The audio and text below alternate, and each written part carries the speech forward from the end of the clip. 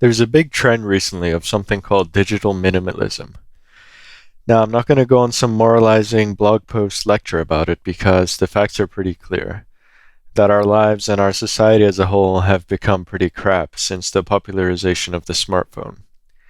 Essentially, technology is gay and the future sucks, so you should probably throw your phone into a storm drain. And there's big companies selling you dumb phones for $500 and some apps or some 3D printed bricks that you have to tap your phone on like a hamster to block your addiction.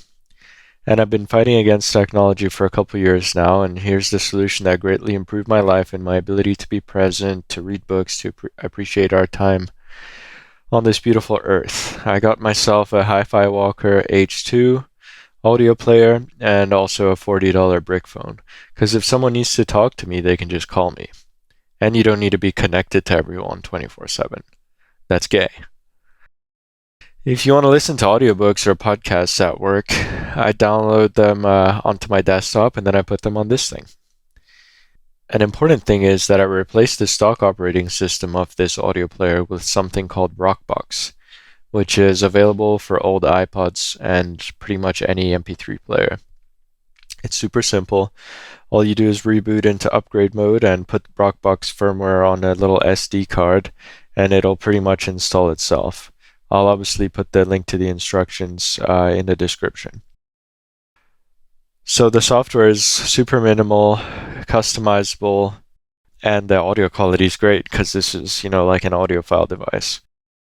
Also, if you want to take pictures, you can just buy a camera. So then you won't have 5 million pictures of yourself like some kind of idiot. If something's worth taking a picture of, you'll probably want to take your camera. And someone else will have a smartphone if not. Anyway, you can waste years of your life trying to free yourself from the pocket devil that steals away the years of your life, or you can skip to the end of the process and just do what I did. And on a philosophical note, you can tell it's the right thing to do because it's difficult. And that's why you have to do it. And you'll be glad you did. Thanks for watching, and God bless. And go do it, man.